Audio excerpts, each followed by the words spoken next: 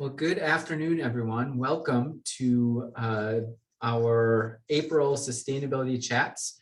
It's good to see some new faces in here. I'm guessing there's some green goose chasers out there that are joining us for this chat.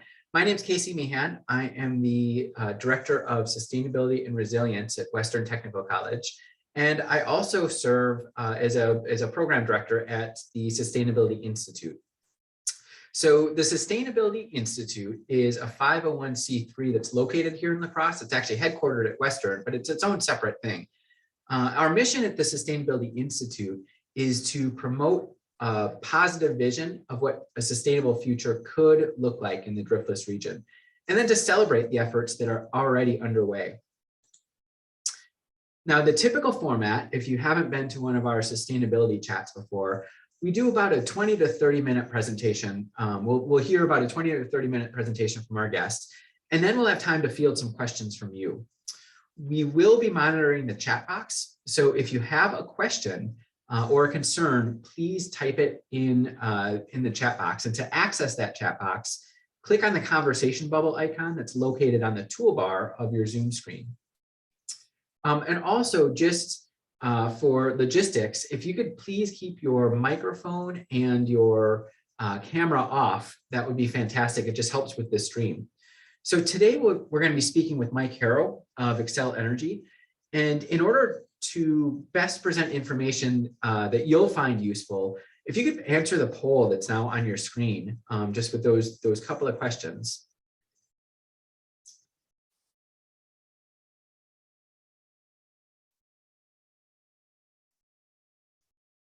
So we'll keep that poll open for about another 15 seconds or so.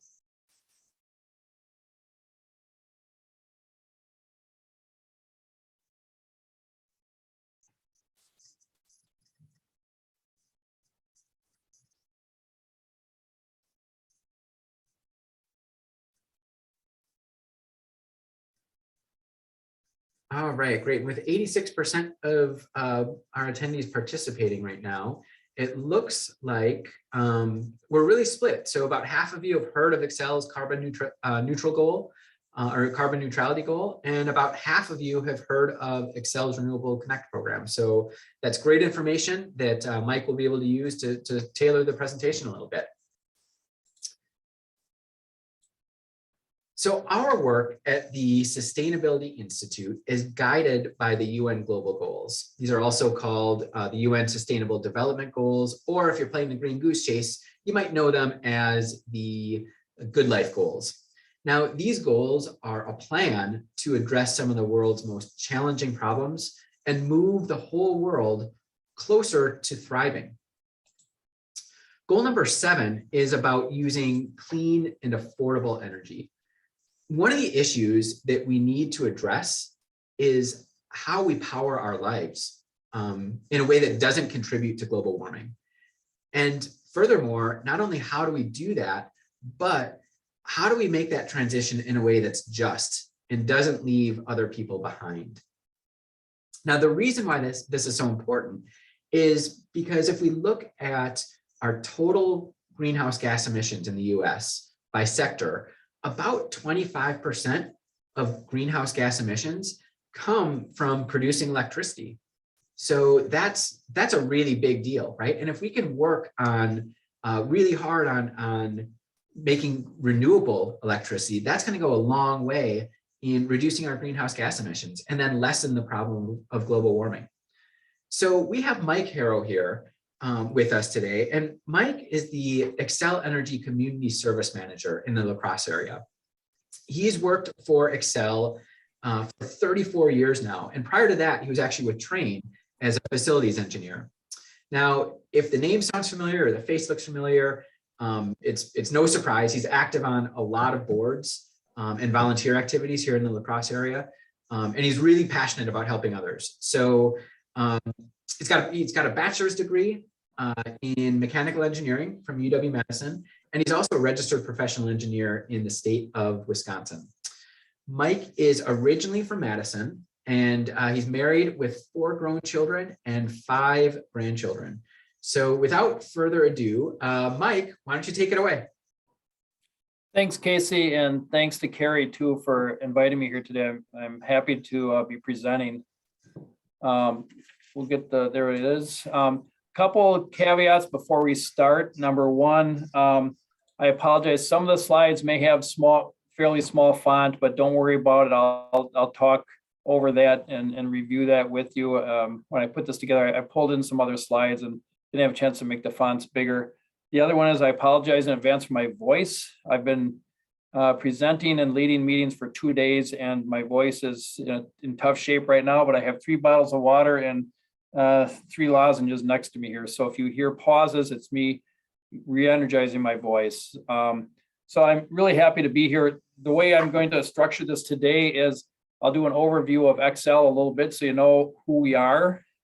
And then I'll go into our sustainability efforts and renewables, talk about that. Then I'll talk about some of our programs that we've been working on in the past few years. So, and I'm also not doing my own slides today, so I will say things like, next slide, please.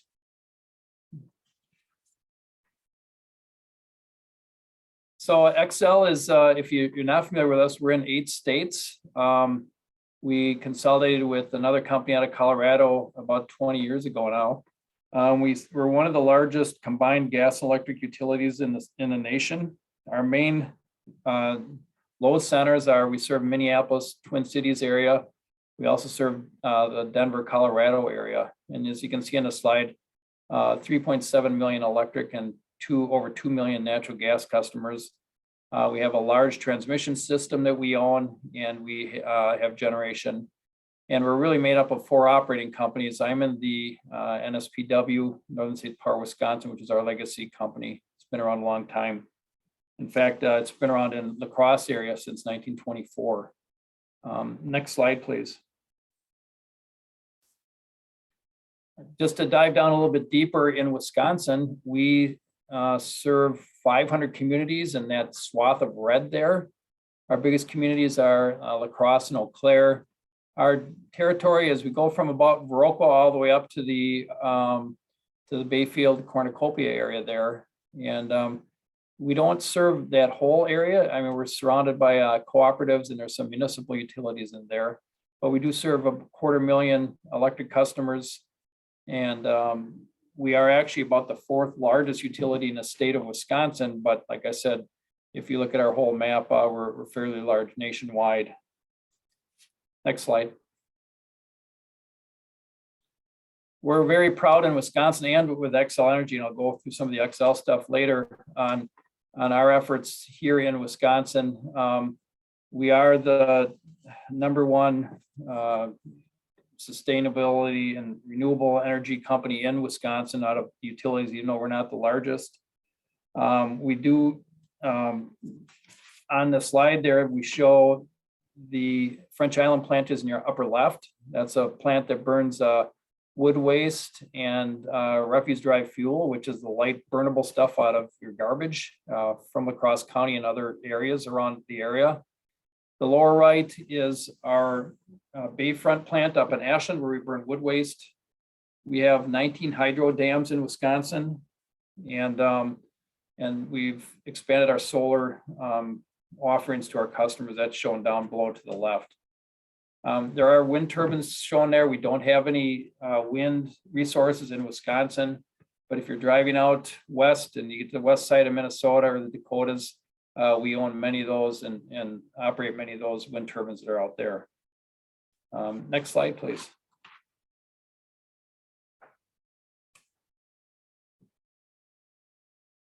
So a little bit about our mission. This is the one that, like I said, the font's pretty small. We want to be the preferred and trusted provider. We've been doing this for many, many years. But we want to lead the clean energy transition. We've really been working on this since about 2005 and have ramped up some things on that. And we're also now trying to get cleaner natural gas to our customers. I won't go into that a whole lot on this presentation, but we just announced that. We do a lot in conservation I'll talk about later, and we've announced recently that we want to be able to power 1.5 million electric vehicles by 2030 in our upper Midwest footprint. Next slide, please. So this is our bold vision. The baseline year for this is 2005. So since 2005, we've reduced our carbon emissions by 50%. Our goal in 2030 is to get to 80%. And we aspire to get carbon free by 2050. So just a little bit about our mix of energy and what is carbon, what is not. Coal plants are carbon producing, natural gas plants are carbon producing, nuclear plants are not, hydro is not, wind is not, solar is not. Like I mentioned, coal and natural gas are the two carbon emitting resources, and those actually have been, particularly coal, have been the backbone of base plant power production for many, many decades. So when I said we aspire to get from 80 to 100%, that means that the technology isn't actually even out there at this point. And so we are active in research and other things to figure out how we can get to 100% without having any of our traditional coal or natural gas resources. To get to that bridge, though, we are going to probably be burning more natural gas. I might be talking about that a little bit later. Our next slide, please. This one shows we just made a filing with the Minnesota Commission. We operate through multiple states. In fact, most all of our generation comes from Minnesota. But this is our Upper Midwest Energy Plan. We've been in the process of closing smaller coal plants down for the past decade, but we plan to retire the last of our large coal plants by 2030. The one that some of you may have seen before, if you're up in the Hudson area and look north, we have our King plant up north of Hudson, Wisconsin. It's on the Minnesota side, but that we plan to close that down before 2030. And we have two other large plants that we plan to shut down. In concert with that, we are being aggressive to build more solar and it's utility scale solar and utility scale wind. And it shows on there about 2.5 megawatts or 2,500 megawatts of solar and over 2,000 megawatts of wind. Right now, as it stands, we have been the #1 utility for amount of wind resources on our system for many, many years in the entire country. We sit in a very good spot for wind. Our footprint of our utility does go out into the Dakotas and into western Minnesota, and that's some of the best wind resources in the country.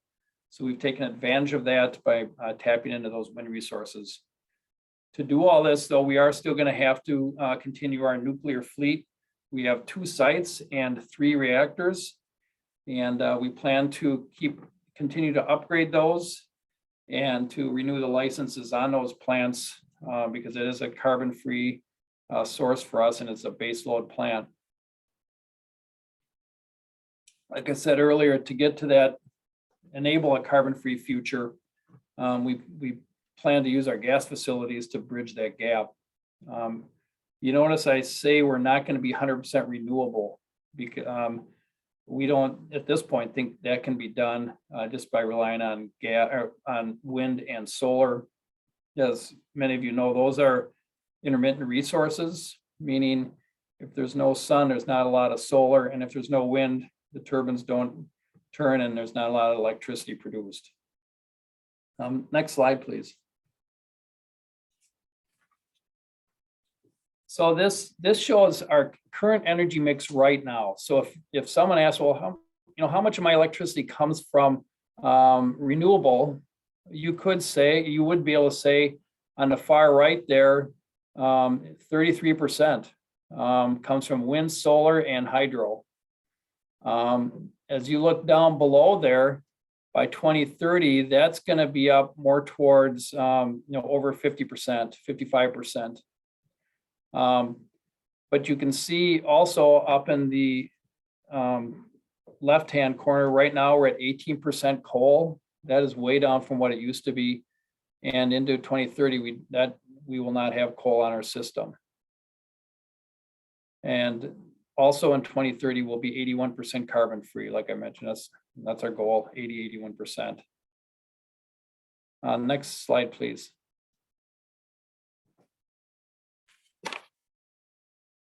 So I'm going to shift a little bit right now into some of our programs. I know Casey had one of the questions on there, our Renewable. Is anyone familiar with Renewable Connect? This is a program, and well, let me step back.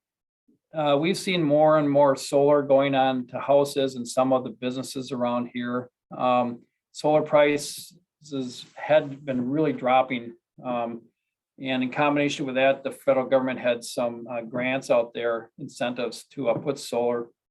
We still, we have solar too on a utility scale, but we're also able to offer this program for customers that would like to have more renewable resources, but maybe they don't have the roof for it, or they're renting, or they just don't want to put solar panels up on their roof or on their yard, that type of thing.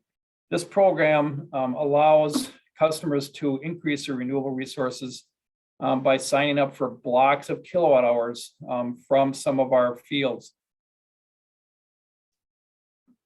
This particular, what we've done is we've designated 80% wind and 20% solar from various resources that we have, that your electricity would be sort of, it doesn't really come from that because it's all a big system, but if you can think of it as many people signing up for this, we're able to take blocks and designate that towards this group of customers versus running natural gas and that type of thing. So it's been a very popular plan, particularly for our residential.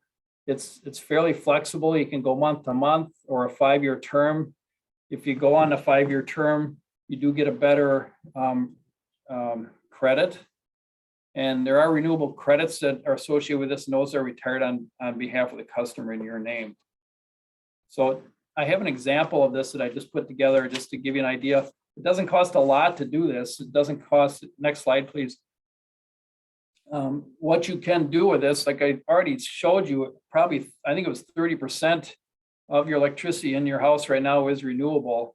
But if you wanted to tell somebody that you were 100% renewable, it would actually be less than that because you'd just be adding 70% more, but it's only less than $5 a month if you signed up on this program on a 5-year subscription that would be added to your bill, that you could, like I said, say that you're signed up on this program. Instead of having the panels up on your roof, they're done. The panels are with Xcel Energy, and like I said, you're helping the environment. You're helping us improve our renewable footprint in the upper Midwest. If you're interested in this, there's more information on xcelenergy.com. I would encourage you to sign up if you're our customer through my account, and that gives you other benefits too, but that's the way to sign up for this program. Next slide, please. I mentioned earlier, and this is a little bit of review, our electric vehicle vision. Right now, as we stand, I don't think we're going to be the ones where you're going to drive down the interstate and see gas or convenience stores with Xcel Energy on them. I don't think that's it. We're trying to support the infrastructure on this, and we're trying to help our partners along with this. The gas equivalent of this is less than $1 a gallon if you are charging with gas or charging with electricity. Studies I've seen is, let's say you go out and get a electric vehicle. We think that 80 to 90% of the time you're just going to be charging this at home overnight. But there are going to be times when you're going to need to travel, and you're going to want to know where you can charge your vehicle up at. So that's what the industry is working on now, is to try to figure out where this, what this infrastructure system will look like. And so I guess there's more to come on that. You're already seeing, everyone's probably seen the Tesla charging stations. They have their own along the interstates, but you're also seeing now in hotels and some businesses charging stations for people that they can charge into or go into. And then also at some convenience stores, I've seen some also starting to hit the market. So we're pretty bullish on this. We think electric vehicles are going to take off. Many of the car manufacturers are producing electric hybrids or all electric vehicles. And so, like I said, I think this is going to be a transformation that's going to occur in the next 10, 20 years. Next slide, please. We have a program that we just announced and it's been approved by the Public Service Commission that we will work with customers to provide chargers in their garages or wherever they want. But it would be on the customer side of the meter, which is fairly unusual for us. But we can put these in, or if you have a charger, we can do the work to get it hooked up. And then, the upfront cost is pretty small if you'd like, because we can put that then on your Xcel energy bill. So that's the advantage for people that want to do something like this. We've got the expertise. We're continually working with the technology. And we've got a real good group of electricians and others that help us with this. In fact, I think we just Kish Electric just joined onto this program recently here locally here. So, and like I said, most of the times people will charge overnight when the car is sitting in the garage anyways. And there is a more information down below there if you'd like to look into this. Next slide.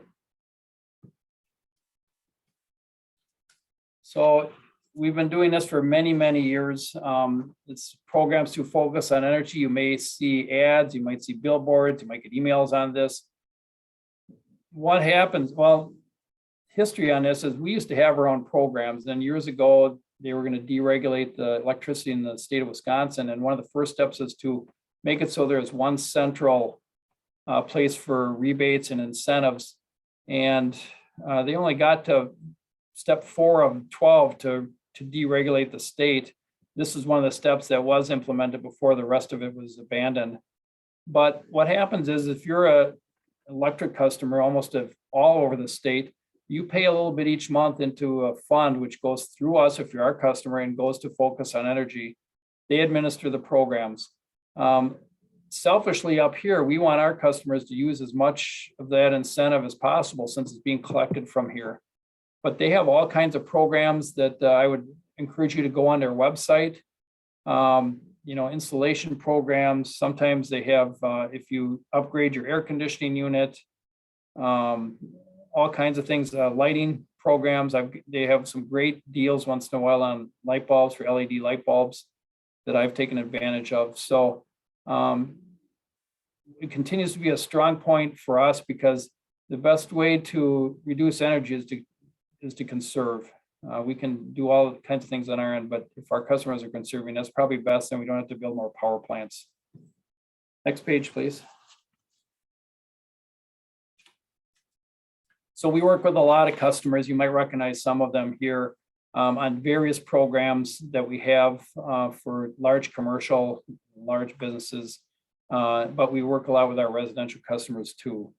So like I said, I'm proud to work for this company because even, like I said, back to 2005, we were saying, the right way to do it, no matter what politician is in the office, the right thing to do is to conserve as much as we can, offer good choices to our customers, look at renewable sources of energy, and we've been doing that for many years now, and we're looking forward to the future.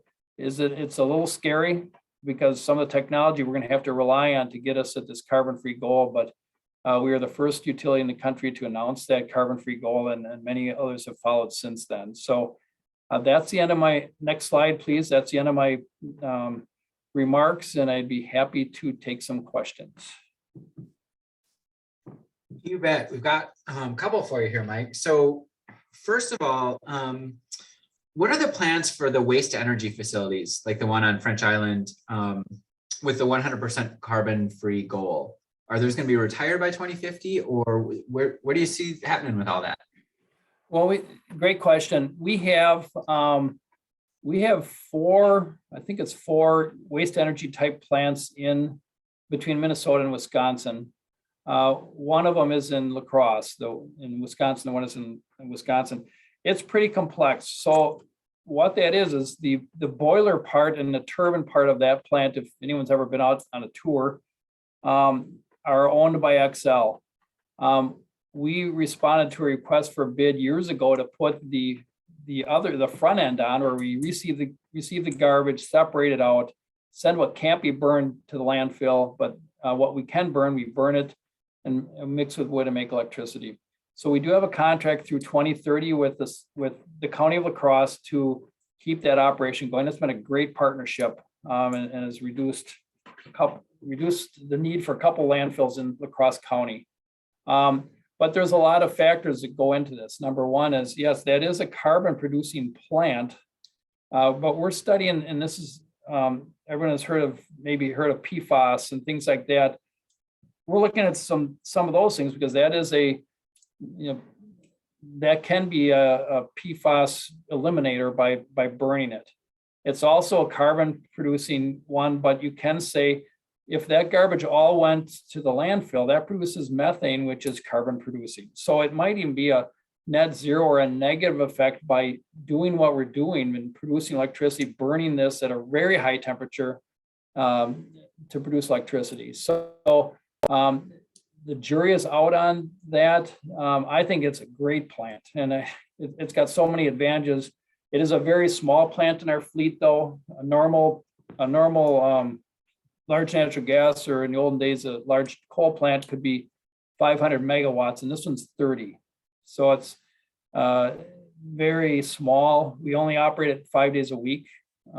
We shut down on weekends when there's no garbage coming in, but we continue to look at that and try to maintain that, and maybe go beyond 2030 with that plant would be the ideal situation. But like I said, right now, there's just a lot of factors that we're trying to look at to figure out the life of that plant. And Isabel has a question about the home EV stations. So she's wondering if there's a plan for Xcel homeowners and or renters who don't have a garage to charge their EVs overnight. I think we could do that. I'm not positive on that, because that's not a program I deal with a whole lot. But yes, I think if we could find a place, I'm not sure on the renters and how that would work, but if we could find a place downside of your electric meter, and so maybe if someone didn't have a garage, it could probably be mounted on the wall of, the outside wall type thing. But yeah, I don't think a garage is necessarily a requirement for this, but we'd have to look at it. I'm not sure how the rentals would work, particularly because, like I said, we have to be able to meter that electricity downside of your meter. So we'd have to look at that, but we're really ramping up our personnel to try to work on those solutions. And like I said, stay tuned, there'll be more to come. And this question in from Kathy Allen, is Xcel looking into offering an on-bill financing program to help residential customers afford energy efficiency home improvements? We've looked, but have not adopted anything like that in the past. And that's a lot different area than I deal with, but I just know we have not done an on-bill financing. Looking at, I was interested in the mix that Xcel is using, and you mentioned wind and how we drive west through Minnesota and we see wind and turbines there, but none in Wisconsin. Is there a plan to build any wind farms here? And why isn't there any wind here? Well, great question. So I don't anticipate us building here. And the main reason would be that we have the ability to harness the wind in areas that's a lot windier. It's a simple thing. I mean, we can go out west. We have some of the transmission infrastructure to bring that electricity back. Something people don't understand is, if you really want to be bullish on wind and have a lot of wind, you do have to have a way to transport it, and the way to transport that is with transmission lines. If you go out west, you get past West Minnesota, just look around, you'll see some transmission lines running there, because they're bringing that power back. We don't have wind turbines in the middle of the city. We have them out where there's not many people, but we need to transport that electricity back where it's used into the urban areas. like I said, I don't think our plans are right now to put any wind in the state of Wisconsin, but there are wind farms in the state of Wisconsin. If you go to central Wisconsin, there's some wind farms there by other utilities and that type of thing. But I think for us, we would probably not put wind here. But we do have plans and have started looking at plans really seriously to put a utility scale solar fields into Wisconsin, close to our customers in Eau Claire and La Crosse. This question in from Karen, does burning at high temperatures lessen air pollutants when plastics, et cetera, are burned at French Island plant? Can you describe how the RDF process is managed to control air pollution from burning? Great question. I tell you, I want to offer it to everybody. When we do start with COVID, we shut down our tours. We were doing tours once a month to the public there.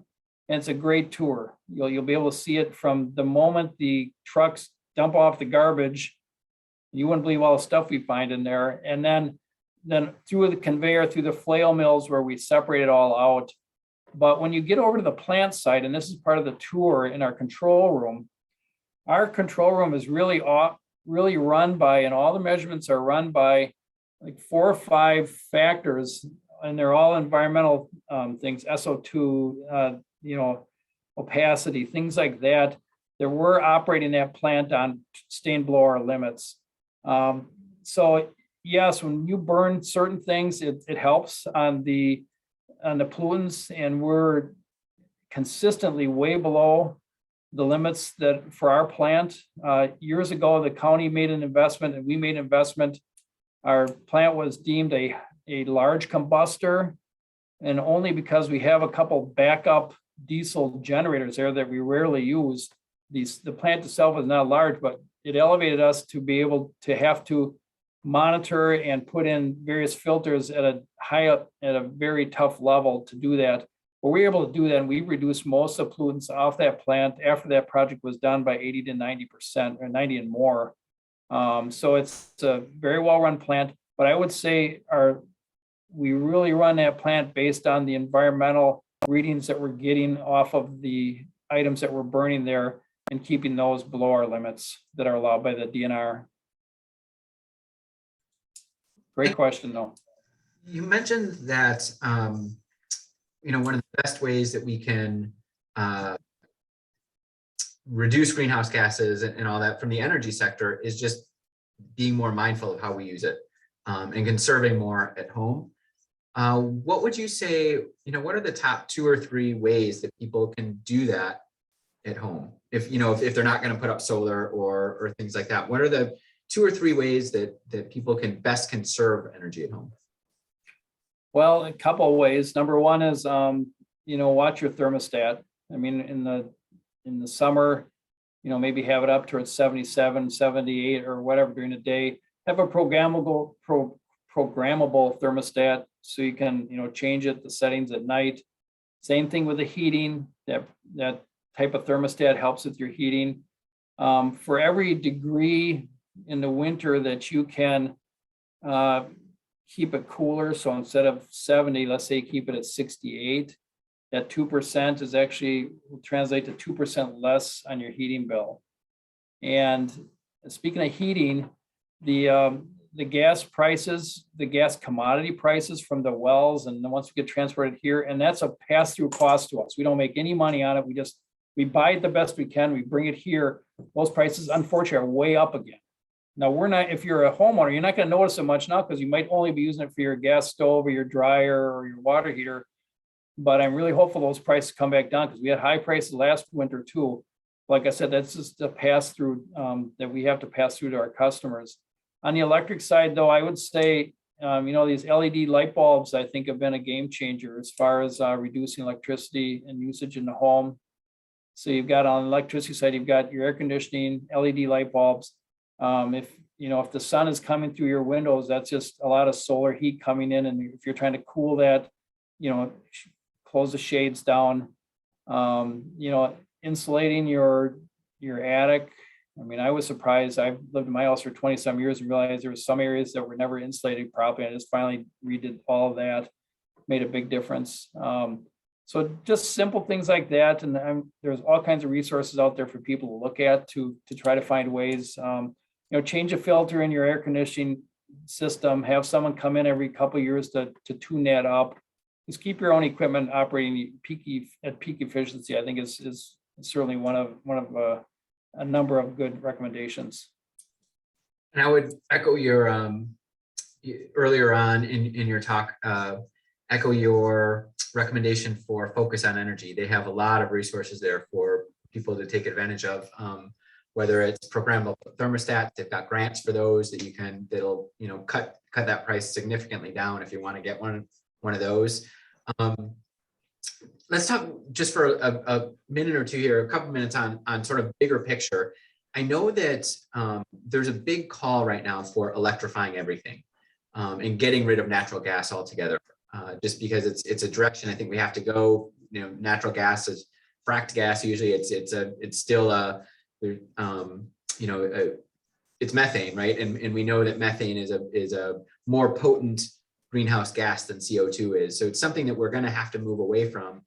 What do you see? How do we do that? And what is Xcel's plans? Do they have any for moving away from the use of fracked gas to begin with, and trying to electrify our heating and things like that?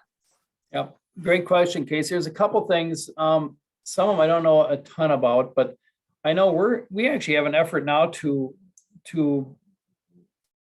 buy natural gas, buy cleaner natural gas. And there's methods that it can be done at the wells and different places to sort of clean up the gas or make it more of a renewable, I think it's called renewable gas, to tell you the truth. Or you buy credits to offset things like that. So that's one effort that we just started. It's almost brand new. So I'd hate to talk too much about it because I don't understand it a whole lot. I'm a little concerned with the getting rid of the natural gas campaign. I know they've done it in California, where I don't think you can put gas into a building now or a residential home. I don't know how that would work up here. This is me talking now, because up here it gets really cold. And I think it'd be really expensive. And I think the infrastructure would, if you look at trying to heat everyone's home with electricity, in addition to have everyone's cars being charged by electricity, that's a lot of production and a lot of capacity that we have to add. And so for home heating, I think natural gas is here, at least in the northern climates, for a while. As far as how we are going to bridge that gap, when you saw in there, we had between 2030, we're going to be at 80%. We want to get to 100% carbon free. And we're going to be burning gas in there, but we're looking for ways to make it so we don't have to burn gas. Some things I've heard are they have small modular nuclear facilities now on a truck that you could daisy chain those together. It would be safe. Part of the problem with nuclear is it takes probably 20 years to build a plant and billions of dollars, and there's not many utilities at all willing to take that financial risk of putting all that money into a project they don't even know if they're going to get approval for at the end. So I think maybe a new brand of nuclear might be an option. Hydrogen might be an option. Electric storage, pumping storage, where you pump water up during the nighttime and use it during the day, could be an option. And there's other technologies out there that we're just hopeful that the smart young minds are going to be able to come up with a way to commercialize it, and then being able to use that in our system. Because when you take away the coal that we've had, and then natural gas, that was, other than nuclear, that was really our base load electricity. And my thought is you still need some kind of base load electricity. We can't rely totally on wind and solar, because it's not always going to be there, unfortunately. Great resource, but not always there. We've got I've got two final questions for you here, and they're related. So I'm gonna read them both at the same time. Okay. So if a homeowner invests in solar panels, what happens to the Xcel energy bill in terms of fixed monthly fees? And what are our panels generate and give back to the grid? And then the second question is, if a customer already has some rooftop solar, but not enough to cover all their electricity use, could they still sign up for Renewable Connect for the rest of their electricity? Okay, so the answer to the second question is yes. They can sign up for Renewable Connect for the balance of what they want to use and make that renewable. Like I said, if you really want to get down to it, you're already getting 20% renewable anyway. So if you want to say, yes, I'm renewable, you just take your remaining 80% and sign up for a subscription for that other 80 or 75% or so. As far as the solar, there still are fixed fees, because a lot of times the fees that you see, and I think our bills are like $18 a month, which, by the way, is a lot less than, like, co-ops are usually well over 30 and other utilities, but ours are at about $16 to $18. That part of the fee is really meant to, or part of that fee is meant to support the infrastructure that we need to have ready. Keep in mind, even if you go on solar, unless you have a solar and a generator and completely cut the cord with us, there are times you're going to say to Xcel, we need you to be our energy provider. And that's a lot of times what those fixed costs are for, is because we still have to be on the ready. We have to have transformers sized up. We still have to have substations. We have to have transmission lines coming to the area to meet those needs, even if you're a intermittent user. So that's why the fixed fees are there. And then also just for the billing and all the back end stuff is covered by that. Yeah, we have customers that put in solar and then they sell it at times back to us, or they go back on the grid, and we have a rate set up that we reconcile that, I believe, at the end of the year. So you would get a credit or something if you produced more and than you use, that type of thing. If you are putting in a solar facility at your home, you have to let us know so we can inspect it. What some people don't realize is that sometimes when we think the power is off, we can't have electrons going through the lines, which could hurt our linemen if they think everything is dead. So we have to have a disconnect switch and certain things in for a solar installation. So I see that a lot where people don't think they need to do any of that, but please get a hold of us. Better be safe than sorry. We just want to make sure we have a safe system out there. Great. Well, Mike, thank you so much for helping us think through this goal of affordable and clean energy. Clearly, Xcel is doing a lot for renewables and just for sustainability in this area. So I thank you for your work in this. It's important stuff. You're welcome. One last thing, Casey, I forgot to mention, we've been working with the City of La Crosse, and they've been great on our Partners on Energy program, where we've been with them for well over a year, trying to look at various programs and ways for the City of La Crosse to be more sustainable. And Lewis is on there. I know he's done a great job. He does a great job for the city, but keep looking out there for various programs that are offered either through the city or through us or through Focus on Energy. But no, thanks for having me today. I really enjoyed the time. And if you guys get any questions further on down, please get a hold of me. Yeah, we absolutely will. For everyone in the presentation today, thank you so much. This is, again, run from the Sustainability Institute. We wouldn't be able to offer these free programs like this if it weren't for our members and our sponsorship. So if you liked what you saw, please do head to the Sustainability Institute website at sustaineinstitute.com and become a member. So you can do that really easily. There's a become a member or a donate button on the top right of our webpage. So click on that and choose a level that you're comfortable with and donate. That would be great. We appreciate all of our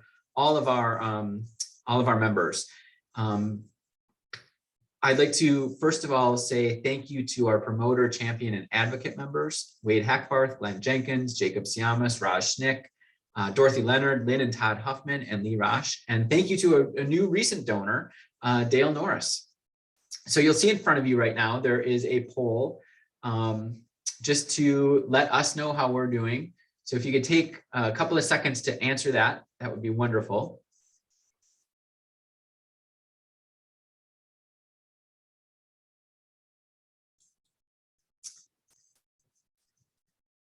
And as you finish up with that poll, I want to remind you of a few things going on right now that are brought to you by the Sustainability Institute. We have the Earth Fair back in Myrick Park, April 24th from 11 a.m. until 5 p.m. Come down and join us. It has been a couple of years since we've been able to have this live, so we are really excited to be back. And at the Earth Fair, you can find things like an Ask Me About My EV event, where there'll be several electric vehicle owners there talking about what their experience is like. There are kids events. There's the Crittermobile from Wiscor. There are vendor tables and food and live music. The 2022 Mississippi Valley Conservancy Trail Trek Challenge will have a kickoff that day. So come on down and join us 11 to 5 this Sunday, April 24th. I think the weather's going to hold out. It looks like it's going to be 60s and at least not raining. So join us, it'll be fun. And there's also new this year, exclusive mini missions for those of you that are doing the Green Goose Chase. So it's going to be a great scavenger hunt that's happening with specific missions at the Earth Fair. So if you're already in the Goose Chase, great, you can contribute and keep going with the mini missions. If you don't know what I'm talking about with the Goose Chase, come on down to the Earth Fair and you can start and do some mini missions down there. And finally, just thank you so much for joining and spending time with us today. Our next sustainability chat will be with Aura, the Trails group here in La Crosse, and that'll be May 18th at 2 p.m. So join us for that event. It'll be a good one, talking about our local resources with all the trails that we have. Thanks again, everyone. Have a great Earth Day and a great Earth Month, and hopefully we'll see you down at the Earth Fair.